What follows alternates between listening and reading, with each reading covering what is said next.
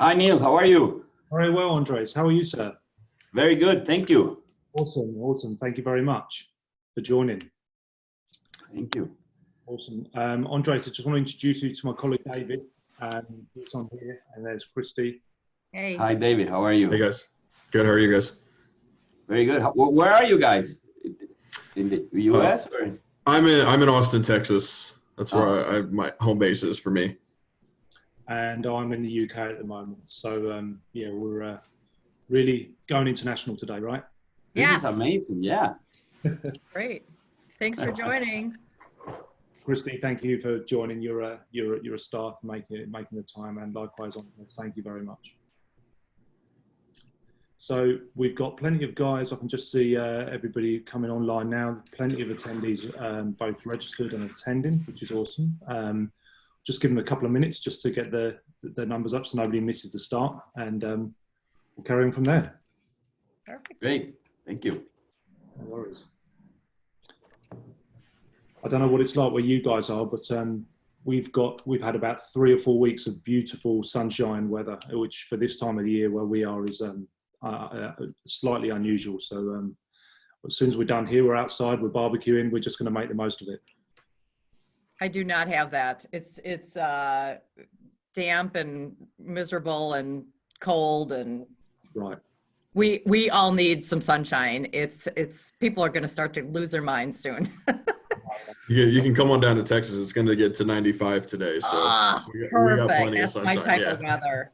Yeah, no, it's all good. No, we have great weather here. You do. We've had great weather for 6 months now. Only that we can't really go out. Yeah. Right. Yeah. I think it's better if it's bad weather, because then you say, well, at least I'm inside. When it's good weather, you want to go outside. Yeah, that's actually a really good point. Yeah, the development I live in, where our home is, right across the street is our community pool. So I stare at that longingly out the window when I'm working. Oh, when the weather's like this, yeah. You've got a community pool? Yeah, they just finished it, yeah, for the neighborhood. And can you use it? No, it's closed because of I was going to say, well, geez, Yeah. then it doesn't I can matter look at it. whether weather is nice or not. Yeah. Good job. Right. Okay, guys. So we're bang on time. I can see loads of people joining. So I think we'll kick off just in the interest of time. Everybody's busy. Welcome everybody to this instalment of our series on all things COVID-19 and contingency planning. We'll do proper introductions in a moment. We obviously from Christy and Andres and from my colleague David. The order of the day from my point of view, excuse me, I suggest heavy interactivity. Keep the questions coming. You'll see at the bottom of your console there's a Q&A button. There's also a chat. Use the Q&A button to submit questions. They'll fire right through to David. And as they come in, he's going to field those out to Andres and Christy. Listen, no topics off topic, out of bounds, should I say. You just fire away. Don't wait for a topic to be raised before you answer a question on it. We're just going to plow through, keep the conversation coming, and ask as many things you want. That's what this is all about. So thank you. So probably ladies first. Christy, just a quick intro. Oh, excellent. Hi, I'm Christy Henches. I'm with the Tribute Companies in Wisconsin. And we have 4 cemeteries in the state, as well as a precast concrete manufacturing firm and a design division. So we are challenged with a few different operations, but we're all considered to be essential. So happy to be here and continuing the operations going. Absolutely. Thank you. Andres? Thank you. Thank you so much. I'm Andres Aguilar. I live in Guatemala and Mexico. We have operations in both countries. We have 16 funeral homes and 2 cemeteries and 4 mini cemeteries. It's a different concept. And I'm president of ALPAR, which is the Latin American Association. And we have over 1,000 salespeople, pre-need salespeople, which at this point, we're kind of learning to new ways to serve families and to protect them. Thank you so much for having us here. Awesome, thank you. And David, finally. Thank you. Hi, my name is David Merwine. I am the Senior Solutions Consultant and Engineer here at Plotbox, but previously worked at the Archdiocese of San Francisco Catholic Cemeteries and was a funeral director at a private family-owned funeral home in the Bay Area for over 10 years. So thanks for having me, Neil. Awesome. No, thank you. So guys, everybody attending, a wealth of experience on here. Many of you guys will know everybody on the panel today, not least through their work and involvement over the years with the ICCFA and other bodies. So you're in good hands, and there's a ton of knowledge to be tapped into today. So awesome, we'll kick off. And probably if I start with Christy again, just to get the grey matter going and to, you know, get everybody's appetite for knowledge going. If you can just, wouldn't mind giving us a short summary of some of the contingency planning and changes that you guys have made at your organization in response to COVID-19. Sure, thank you. Well, we have, again, multiple locations. And so the first thing is to be able to communicate consistently with everybody along the ways of what we're doing and making sure that they understand they have the support from us. So at my home office here, we did convert everybody into being able to work from home, which was a big adjustment and probably a big resistance at the beginning, but everybody's doing phenomenal. And they still do come and go. The office is open for anybody who wants to be here and is comfortable being here. But if you want to work at home, they can do that too. So that we are a little lonely for those of us who are in the office, but we are working it out great, and everybody's really stepped up to the plate to fulfill their responsibilities. The cemeteries themselves, we did restrict any sort of public from coming into our offices or our chapel facilities. And graveside services, we allow families to attend, but they do need to stay within their cars. And there can be clergy present, but the family does need to stay in the cars and listen to the services from there. Although we are also offering a complimentary memorial service later down the road when this all clears up again. So we will hopefully host some families to come back into the cemetery to actually have a formal closure ceremony and final committal prayer or service that they want at that point in time. We have our salespeople staggered in the office, so there's only one in the office per day. The rest of them then work from home, and they figure out what their schedule is going to be, and that works out pretty nice. Except again, they're lonely. They like to see each other, and we like to be able to interact with each other.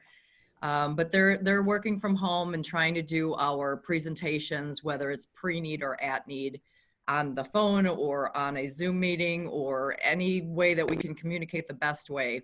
But of course, there will be certain personal interactions that we need to make for those at need families. And at that point in time, we take the family service counselor and remove them from the office space and meet in a place that will not be interacting with any of our other staff then. So it's definitely a different way of handling a sensitive topic, but everybody's adapted really beautifully, and it's been amazing to watch them. Awesome, brilliant, thank you. There's a number of great points there, and I think later on as the conversation gets going, I'll probably weave the conversation back to some of those. There's some great stuff there and some things that we've not heard before. So Christy, that's awesome, thank you. Andres, if you wouldn't mind from your perspective, what's been going on where you guys are? What changes have you made? Of course, thank you. We started in the middle of March in Guatemala and at the beginning of April in Mexico, but we took all of our locations at the same time doing our contingency plans. The first thing we did was protect our people, you know, our employees. So one thing is, since early March, everybody that was over 65 years old, we sent home, and we kind of made it mandatory that they had to be home. If they had a operation job, we will, you know, keep on paying, and send them groceries or whatever they needed. So we first make sure everybody over that age was gonna be okay, and they're still, you know, home. The second thing was, as Christy, we implemented home office, which actually will stay that way. Everybody, you know, accounting, back office, everybody that has that can work for home, which is about, other than operations, you know, other than the people that serve the families, it's around 90% of those people will stay home. So we're gonna invest a little bit more on technology. but we'll save a lot of money on rented space. So that's been great, and everybody is happier because traffic and all that was crazy. So we're just implementing a lot of measures, KPIs, and projects for them to follow, and so that's one thing. After that, the very important thing was to keep collections. For us, collections is a lifeline. So we started, working very hard with the families and making good arguments and plans for them to keep on paying. There's one big objection now for sales for everybody. We used to have a lot of objections when we saw this. Now there's only one, and in different variations, but it's what's going to happen. I don't know what's going to happen. So we worked a lot on that. Then the other thing, following the stabilization of collections, we worked a lot on new services, on implementing new services. As Christy was saying, we're essential service. Every government, every country, every city takes different precautions. So we're not allowed to have wakes. In Guatemala and Mexico, it was very customary to have wake, 24 hours. We can't have that. We can have, Mexico allows 10 people gathering. In Guatemala, it's just the immediate family, like 4 or 5 people. So we created different innovations on what we're doing for the service, so people still see the value on what they pay. And now we're working very hard. Been working for a couple of weeks very hard with salespeople. They have to, find. I mean, the good thing is that there's 2 things that really are important. One thing is everybody in this industry, we could have invested all the money in the world on marketing to make everybody realize what we always do and make them realize that this is one thing that can happen. The loss of a loved one is one thing that can happen.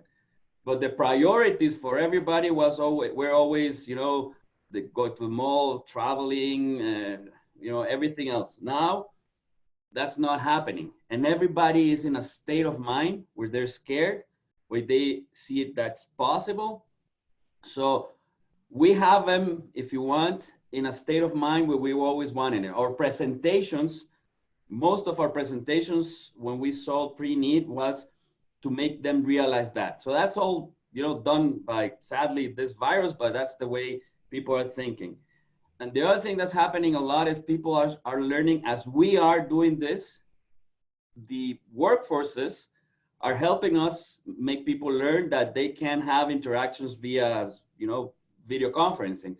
So now in the focus on our salespeople is doing that exactly. How can we change the way we used to present and to the way now we can do it? I tell everybody at the company that we don't need to talk anymore of how it was before or when the things are going to go back to normal. The word normal doesn't exist really. What's happening right now, it's what's normal now. When, governments start to open and let you go out, that's normal then. There's no new normal, old normal, whatever. It's what you have right now and what you can do with what tools you have right now. So there's new tools like this. I mean, you guys, Neil, you're in London. David's you're in Texas. Christy's in Wisconsin, I guess, right? Yes. And I'm in Guatemala. So, now you can reach anybody. And people, companies are helping us, people learn to use this tool. So those are, in a quick way, a lot of the things we've been implementing and making sure people are okay. But the most important thing is, I tell them, I always have in my office here a face mask and this, and I always show them, this is what you need to do. I tell them, it is not allowed to get sick in this company from the virus, because now you know what you have to do. So you're not allowed to do that. So that's one thing. You're absolutely right. The guidance is very clear, and there's some great points there. Christy, did you want to say something? Well, I along those same lines then as well, I think that this is a lot of common sense. And if we can continue to keep our employees from the from the fearful part of what's happening or what might happen. That is also a lot of what I feel my job is right now, is just making sure that we're reassuring them that first and foremost, we are being adaptable. And personally, for me and my company, I'm trying very hard to tell everybody that I'm not going to be disrupting their lives any more than this virus has already disrupted it. So for me, that's really important, is that we can stay consistent with them having the safety and protection of a job, and having a really great sense of purpose in what we're doing right now. And that word purpose, I keep coming in and saying that over and over, and realizing that this has now, just as Andres was saying, is that now we have a reality that people are finally hearing what we do and saying it's a good idea to start to think about this, because none of us actually do know anymore what's going to happen. You're absolutely right, and it's the same in the UK. There's a sense that the bereavement services or the death care profession is so often an unsung and unthought of thing until the inevitable happens. Right now it's a very underappreciated. There's a lot of people doing a huge amount of work behind the scenes. Our health service is getting a huge amount of attention and praise, and rightly so. But equally, there's a massive, community in the death care bereavement sector, and it often goes unnoticed. So you're absolutely right. What I'd like to do now, guys, is just launch a quick poll for the guys that are on here, just to get a sense of where you guys are in terms of any kind of local surge in demand that you've seen. So there's a thing on your screen here. Just answer that yes or no. Have you experienced any kind of surge in demand for burial and cremation?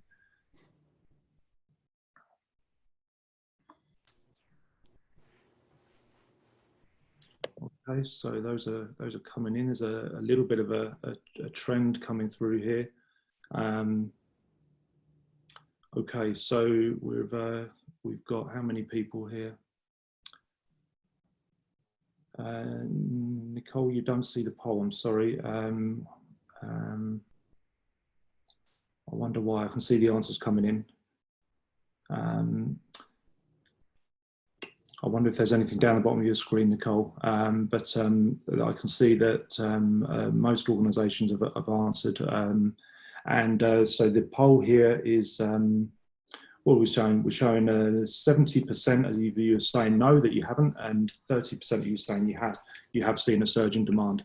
Of course, that the United States, enormous territory, and you guys are, there's obviously there are some portions of the country that have had it especially tough so far, and others that thankfully are, in a different situation. So that's good to know. So it's about 30%. We did the same thing yesterday for the community here in the UK.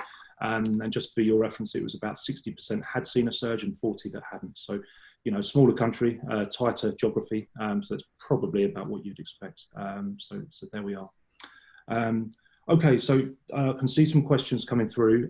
David, if I can come to you, sir, and relay the first one for us to the guys here.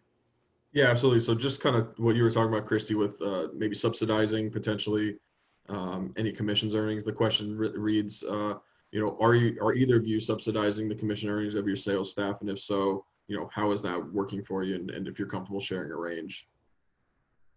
So what I've done is for our counselors who have asked for some assistance, is that we're setting up draw accounts. So we will continue to keep their paychecks consistent, and we'll just have a draw account for future sales to draw that back down, their balance back down, and again, just make sure that they've got that safety in place. Very good. And then Andres, same for you, same question. What we're doing is if this counselor is over 65 years old, we're helping them, because we know it's difficult, at least for the first couple of weeks now that we're working a lot on how they can use the tools and start, selling again with these tools, prospecting differently. But also technology is a little harder for them. So we're helping them. And we're relaxed our cancellation policies. So when somebody cancels and doesn't pay, then that gets discounted from our counselors. So what we're doing is relaxing that, because some of the clients, of course, they can't pay. And so we don't discount whatever, you know, it's canceled until the contingency is over. So that helps too. Okay. Right.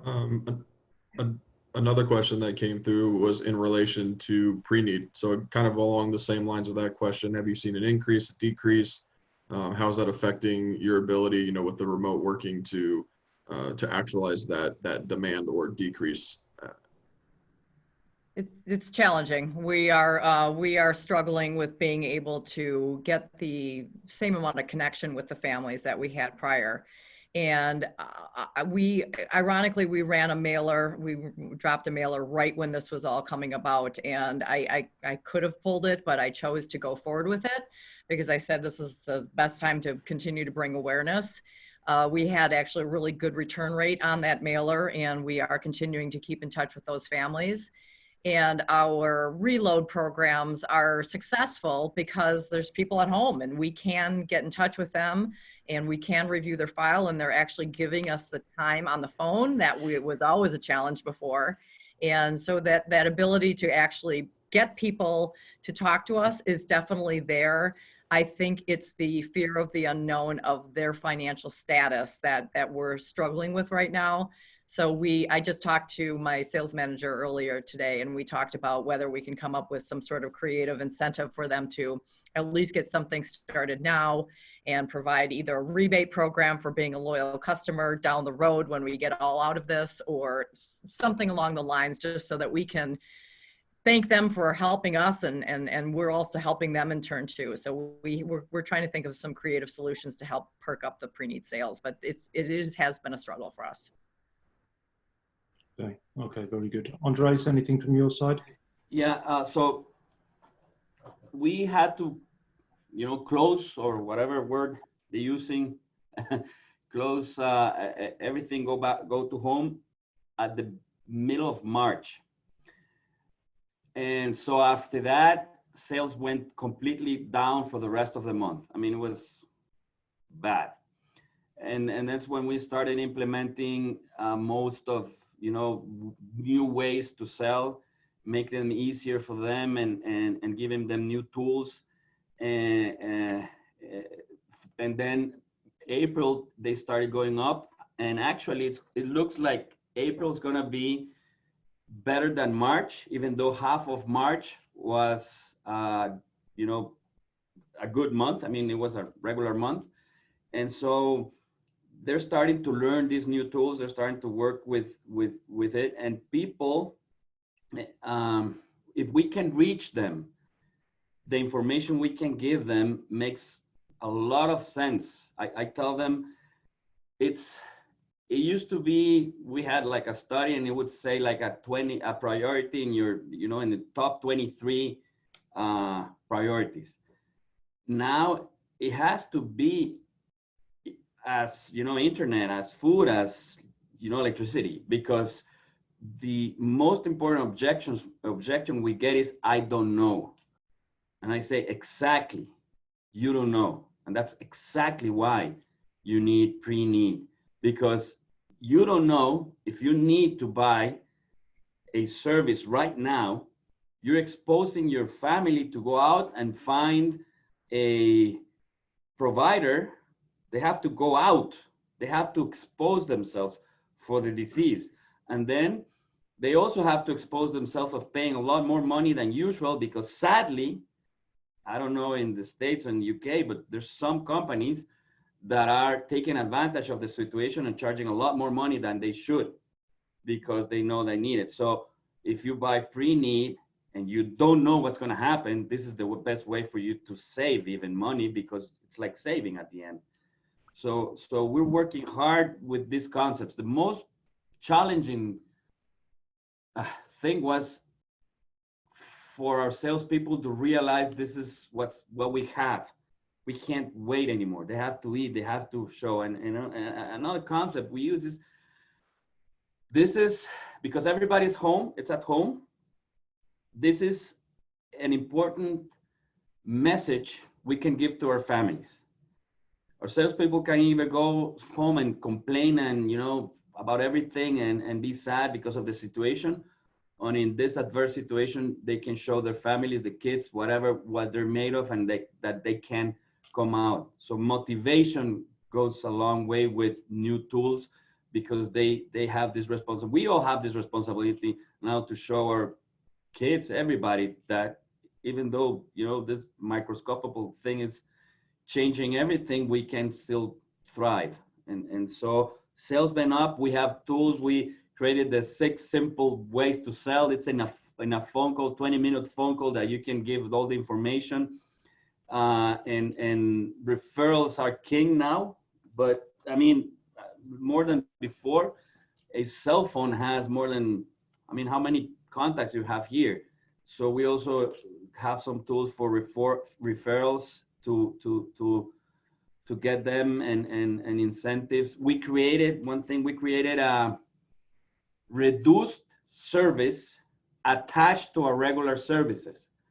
So it's a lot less expensive, but only covers the basic of what we can handle right now, and the government allows us. But once the contingency is over, they keep on paying the regular service. So if something happened while the contingency thing is going on, once they pay this amount of money, then they don't have to pay anymore until everything is over. But that's enough money for them to have a basic service. And so that's helping a lot also our salespeople. The challenging thing is what Christy was saying, is how to reach them.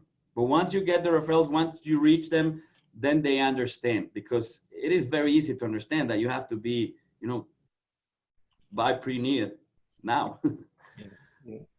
Absolutely. Thank you very much. We did another one of these early yesterday morning for the Australian and New Zealand region, and there was an operator we had on there from a large operator from the Adelaide area, and regarding the question of sales and so on, they had seen probably the lower end of the market, the more accessible end of the market, drop off quite a lot, but their premium side of the market holding up really nicely. Just as the parts of the market decide to be more cautious. So yeah, there's something there. David, I see a couple of questions in. Over to you, sir. Yeah, from Richard McHatton. How have you enforced the policies for social distancing with deterrents when groups show up that are against the guidelines? Christy? We just had this conversation again this morning too on one of our calls.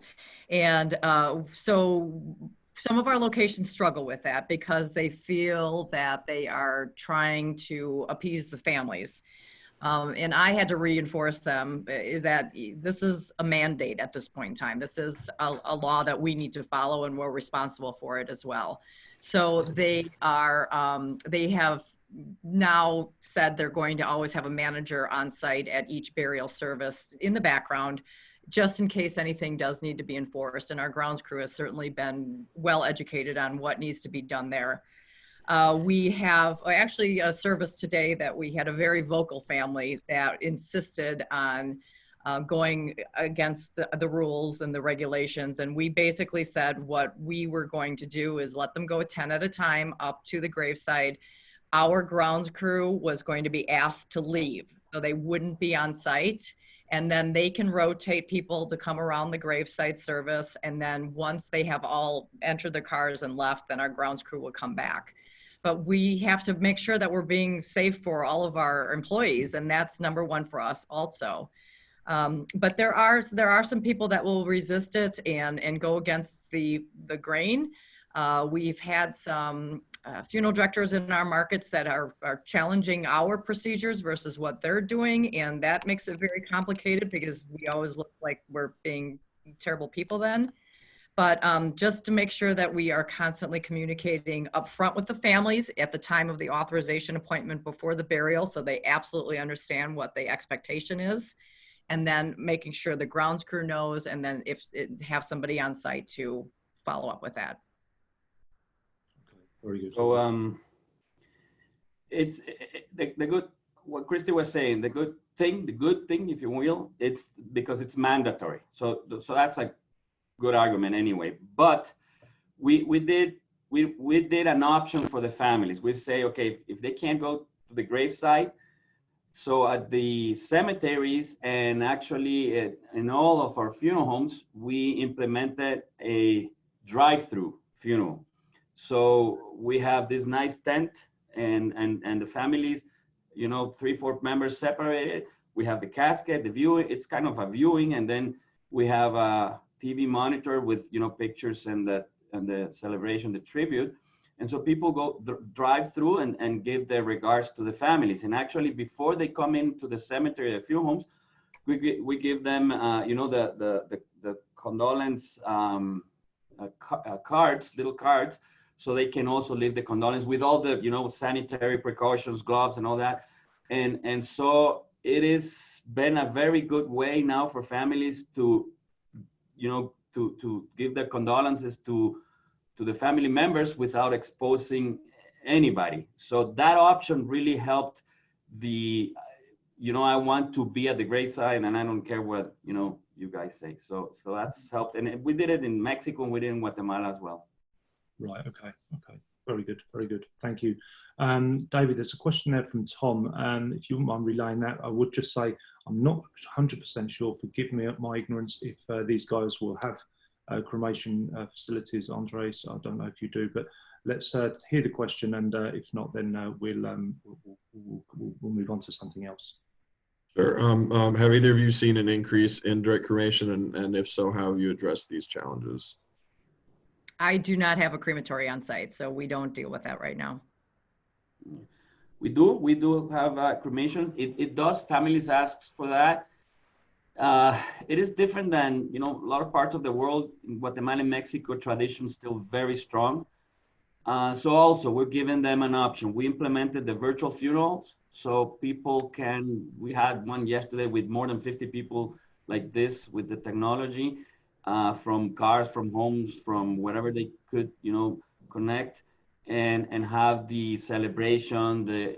What changed, of course, is the whole wake and you know, the 24 hours, but at least they can have the celebration. And also, as Christy, we're giving them the option, if they're cremated, that we hold on to the remains and you know, with dignity and all that. And then after, when people will be able to gather again, we'll do the celebration, the tribute. So we'll you know, postpone the wake and everything with the cremated remains. So again, it's giving options, but it will increase. I mean, there's no question that this will increase direct cremation, I guess. But if you give more options, different options, then you can mitigate that some.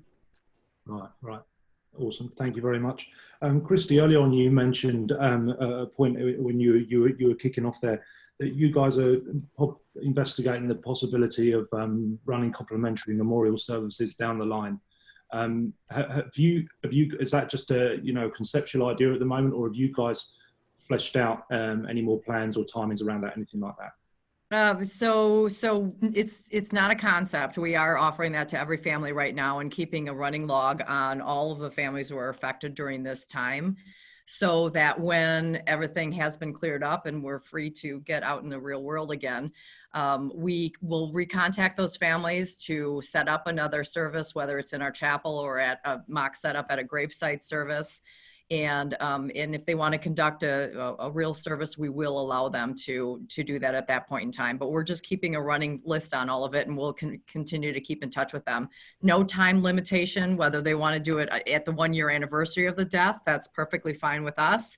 And so it's not going to be anything that will have any sort of strict standards on it. We want them to come back. We want them to make sure that they've got that closure. And I don't think that putting any sort of restrictions or fees on that is at all what we will ever consider. Yeah. We're actually already booking people, so they already have, you know, the thing is, for example, we have people booked for May, and it doesn't look like in May they can have it, so we'll rebook them. But at least they already have a date and a time, and so, you know, if it has to be extended or changed, we'll do that, no question, with no charge or anything. Very good, thank you. Probably worth jumping back a week or so ago. We had the guys from the Catholic community on. We had Monica Williams on and Rich Peterson from two of the archdioceses there on the West Coast.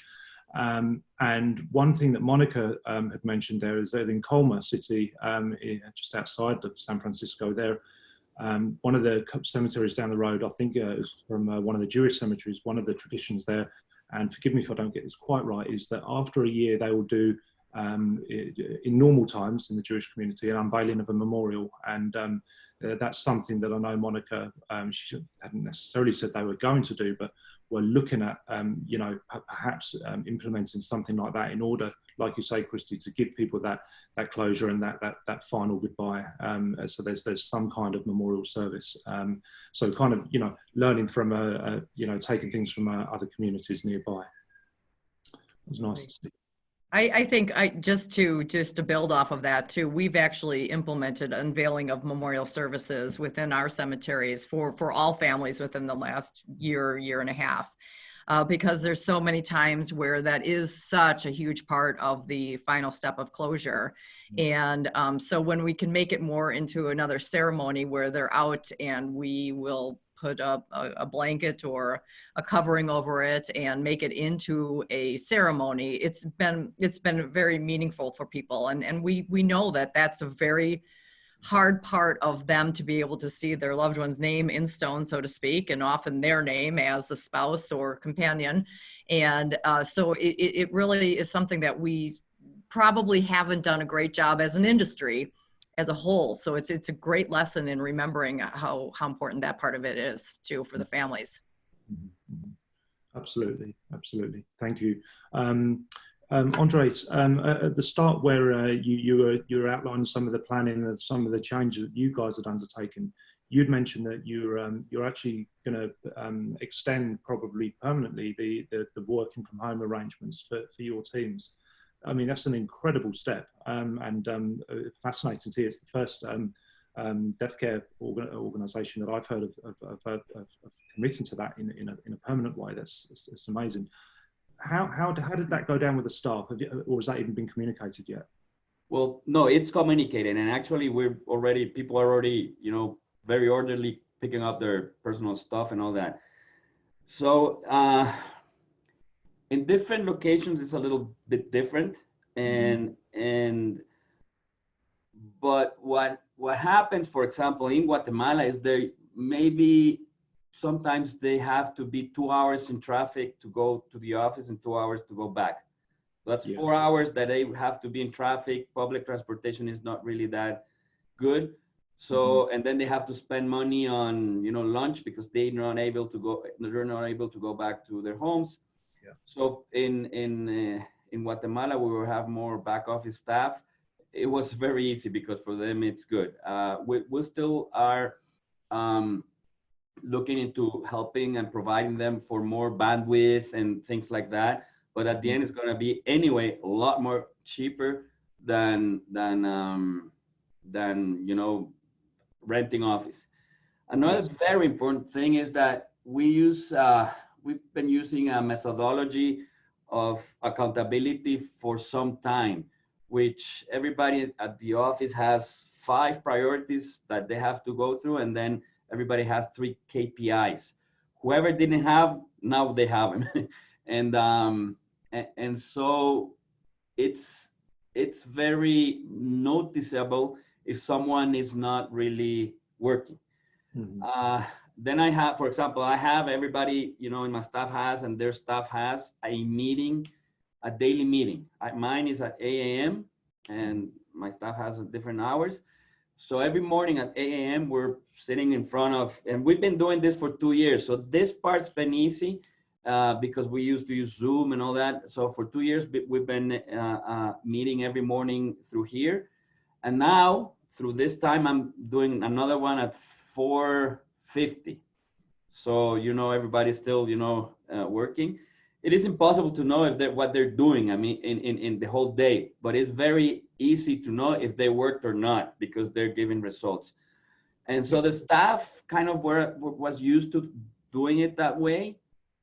Maybe some people really haven't been able to like it, mostly because space at their homes or things like that they need to you know, to fix and adequate. So we'll, you know, help them do whatever, you know, or guide them through that. What we are doing in all our locations is there's, from, I don't know, let's say 10 people will go to one of the offices and 80 people will not. We're leaving some space so they can show up once or twice a week and have a space where they can work at, and just rotate it, and so they can still go in the office and do some work, or when they have meetings or reports. But mostly they taking it really nicely. I mean, if you know what they're doing, and if they're giving you results, I mean, they can be wherever. Yeah, absolutely. And we've been remote, probably like most organisations across the world now, where you can be for, blimey, it must be 5 or 6 weeks. It might be longer. I don't know. But again, I mean, it's very, like you say, it's very easy to know when if people are being productive. And I'm sure across in our lifetimes and in all the jobs we've had in our lives, it's even possible to be unproductive in the office. So as long as you've got that cultural fit and that trust, people are going to do their job, or they're not going to do their job, and you'll get that anywhere. What kind of a technological shift do you envisage needing to operate that way long term, Andres? What kind of technological shift you mean? Yes. Oh, okay. So first of all, our technology service, everything is going to the cloud, right? I mean, it's already, one very good portion was on the cloud. We're sending the rest. We were not really prepared on security terms. Our servers were, but people from their houses are not really, shouldn't be saying this if there's a hacker here. No, I'm joking. From their homes, we have VPNs, regular ones, but not really tight. So one thing we're going to do is invest, especially with people that use sensitive information, invest in more robust technologies, and probably have, for some people, dedicated lines, or a lot more robust VPNs. So we use we can be safer in that sense. But yeah, it's going to be a risk. It's always a risk if you're online and data is traveling. So yes, yeah, absolutely. Thank you very much. Steve, Christian, we see your questions here.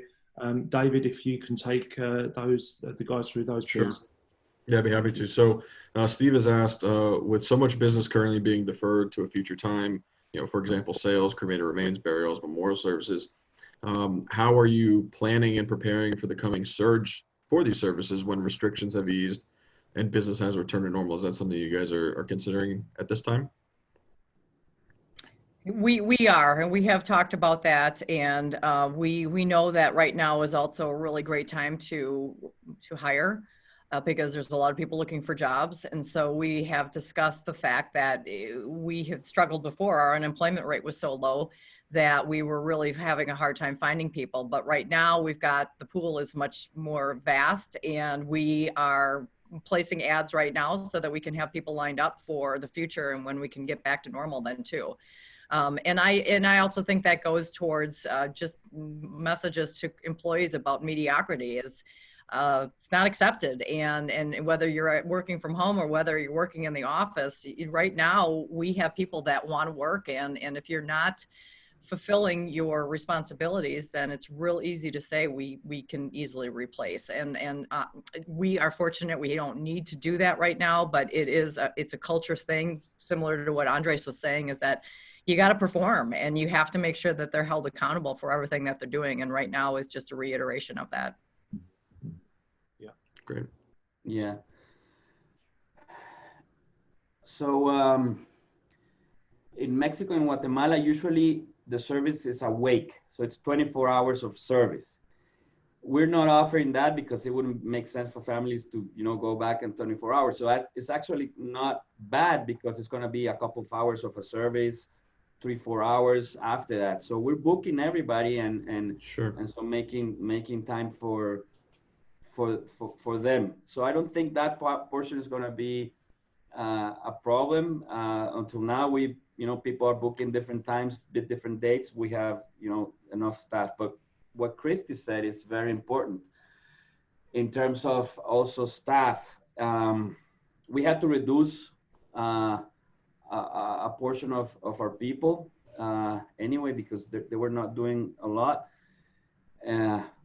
So we did two things. One, the government allows you to suspend them, and the government would pay for their wages if you prove that they're really suspended and not working. And then we had to let go a lot of people that we're not going to hire back. Not a lot, you know, but some people that we're not going to hire back, that we know those places are not going to be taken by anybody. So it's kind of what Christy says. Now, I mean, companies have a little, if you will, advantage in that portion, which is we chose to let go only people that were not 100% with the culture of the company. So usually, or sometimes you have people that you're like, you know, but he does kind of a good job and you're not really sure.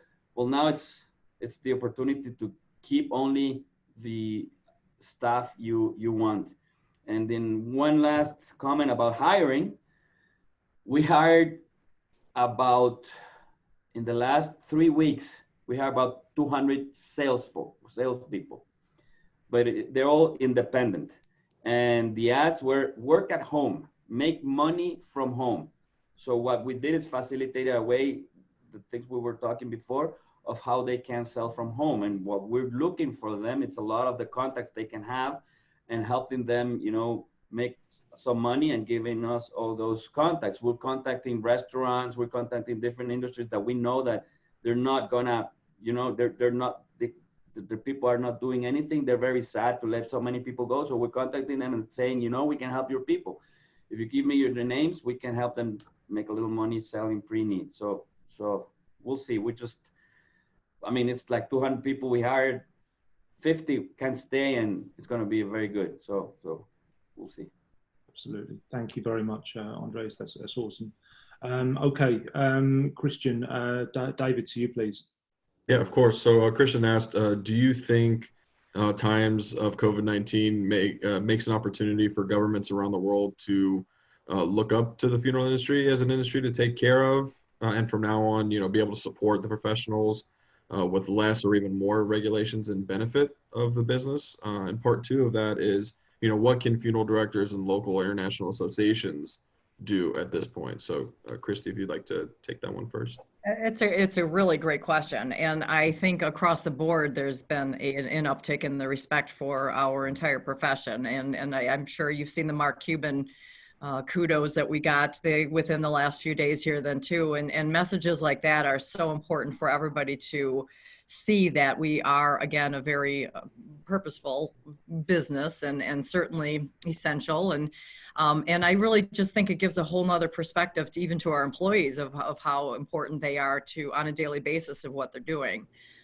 In terms of, I can't speak for our government. I don't understand them well enough at all, especially during all of this, to be able to answer that.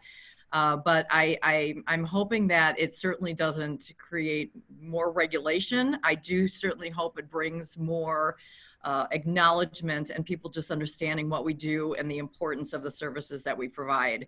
And that in and of itself is good for government awareness for when we do need to get things changed and we do need to modernize this entire profession. I just saw something on stream through LinkedIn prior to this call about New York and not being able to keep up with the cremations because crematories are only allowed on whether it's cemeteries or funeral homes. I believe it's funeral homes. And so that has already caused a big problem because now they can't keep up. And those types of regulations and restrictions are just so unnecessary that I hope that this brings the awareness to say, forget the games and let us run our businesses the way that we need to do because the society needs these types of services, and we can all do an excellent job of providing wonderful services if we're allowed to do so. Yeah, absolutely. Andres? I've seen around many places in the world, Spain and Mexico and South America, I guess in the US too, even though this is an essential service, will still operate because we looked at it's essential. I guess it's the only service government is not subsidizing. So as far as I know, there's no government that's subsidizing, a proper burial or a dignified service. If the person doesn't have where to a service or where to, a grave or cremation, government will decide for those families that die from the virus, and usually it's not going to be a very dignified thing or service. So it's not that the government is helping people when their loved ones pass. I mean, they're doing the whole medical thing, food, jobs, but not this. So we're kind of alone in that part because we are operating, but we can't operate full. So we still have expenses, but and sometimes it can be looked at from families like, everybody's paying for everything we have, and you have to charge for us. And so we explain this. I don't know if governments will think differently about us. I really don't have an answer because they're looking more into, they relaxed the whole drugs, thing in terms of the approvals of drugs, the approval of all that, but not much in our industry. Right, absolutely. I know from it's obviously outside of your region in North America, but to the point about regulations, there was a big government review back in the 70s. So what we're now like, how many years ago was that? Many years over the burial process and the paperwork, the regulations around that. And it made some recommendations around scrapping certain pieces of legislation and paperwork that had to be done. And they never got round to it, And of course, this has happened. And now, just because of social distancing and all the, everything all the challenges, they've said, okay, so we're going to now do these, make these changes. And everybody's just getting on fine without them. So, like the unnecessary journeys to the office, this is another good thing, small good thing that might come out of this, that we get rid of some of the rubbish that we were doing for no reason, as things move on. David, we're coming up on time, guys. We've one last question to sneak in here, and if I can just have you relay that. Yeah, it's just a short one. It's evolving. We've talked a lot today about what you're doing for your business and what you're doing with services, but what about visitation policy? Has that changed? Has there been any changes to families that are coming to the cemetery grounds outside of maybe even normal business hours? How are you guys dealing with that and social distancing? What we did, the only change that we really made was that we've got a lot of large mausoleum buildings that have interior crypt and niche spaces. And unfortunately, we are not allowing families to come indoors for those visitations. But if they are garden crypts or on the grounds, we have not had to restrict anything along those lines. And our gates are always open. We don't close them. We ask people not to come in after sunset, but it is something that we do know we have visitors at all points in time, and we haven't had anything to worry about there. Great. So our government has mandatory face masks. So anybody that comes in has to wear them. They can't gather together. And what we did is, for example, now Mother's Day is around the corner, and we get a lot of visits from there. Yeah. So we created this new service that people can buy their flowers. We can have a service that we adorn. I don't know exactly a term in English, but we can have the gravesite, flowered, and we send pictures and videos or whatever the family wants. So they don't have to go, but they still can put flowers on the gravesite. It's a service. We started it also recently, and it's been good. People's been looking at least it does a lot of goodwill for the families when you see that. Yeah, I think that's a service you guys are going to get a lot of interest from. It's as a business that doing what we do. It's that's certainly And so something I think you guys are going to see as popular. So very best wishes with that, Andres. It'd be very interested to know how that goes, honestly. One final question's come in. David, if you wouldn't mind, just very quickly. Yeah, so just the impacts of COVID-19 for the most part have been negative, especially when we talk about bereavement services and death care industry, and a global impact of negativity. The question is just to ask for one positive comment from each of you about kind of what this has done for us as an industry and for your families. Well, it's very apparent that it's helped us all slow down and just take a breather from what life was throwing at us before. And one area that I keep commenting on is that it's amazing to see even the families walking and just getting outdoors and enjoying their time together. And nobody slowed down to do that prior to all of this. And that's really what I've been enjoying watching, is just everybody taking a deep breath and saying, okay, we probably don't need to be living at that pace constantly. So I think that's the positive that I'm seeing. Yeah, great. Andres? I agree with Christy. Maybe I will answer the question a little more businessly side in terms of what I was mentioning. So the mindset of the people right now, everybody, the whole world, is that they don't know what's going to happen, and so that's why and that they can die. Actually, our presentation was, engaging that on family. So I think in that sense, the job was done by sadly this virus. So I think when you can visit more people, they're gonna be still thinking that way for a period of time. So for pre-need sales, it should be very positive in that term. And the other thing is what I was mentioning. It's what we have now. Maybe we don't have to. I mean, we're in the grieving.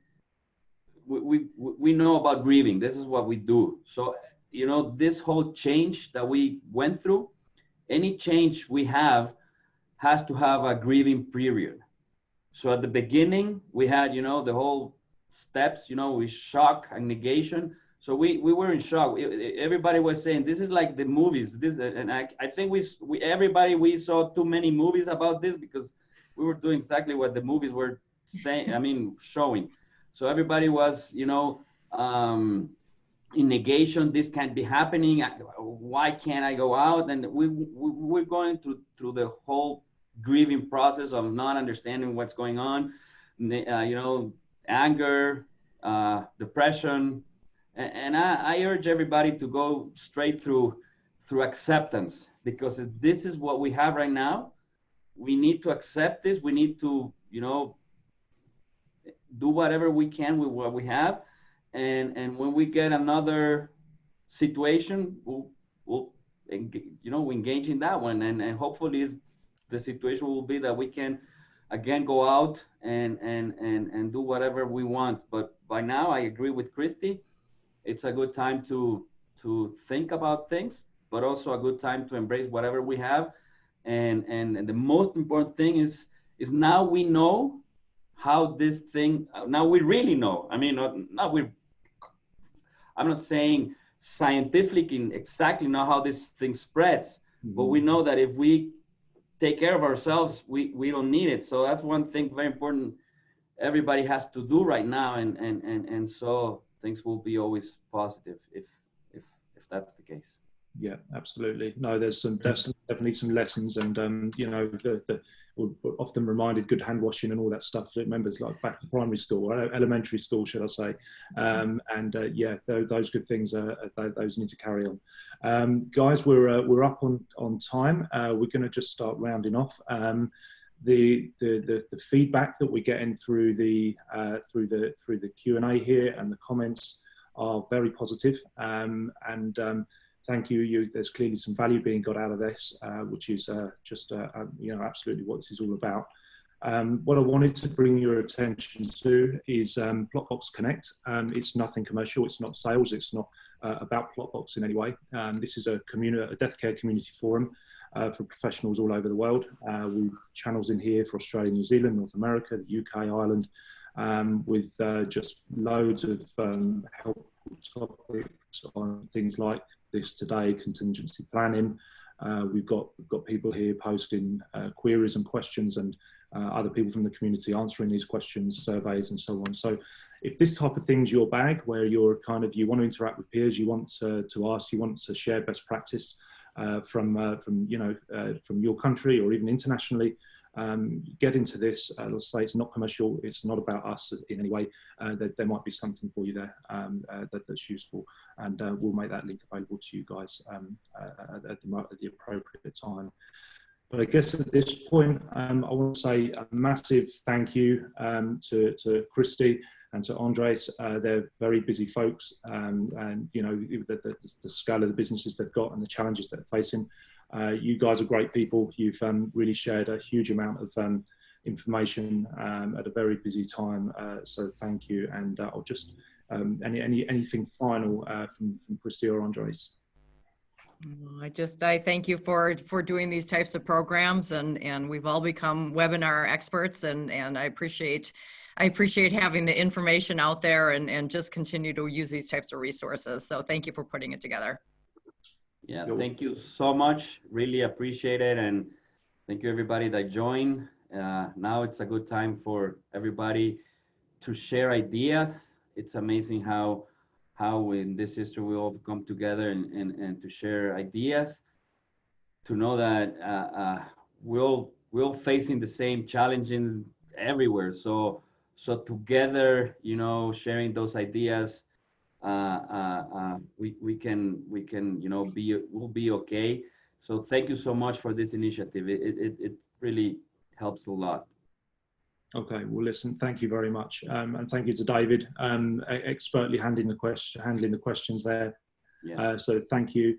I see feedback here from Robert and from Kathleen and from Tom bouncing in there. So guys, we appreciate the fact that you appreciate this. You know, very, very good session, and thank you all for joining and participating. I'm about to go away and light the barbecue, and now you guys enjoy the rest of your day in your time zone, and have a lovely weekend, folks. Goodbye.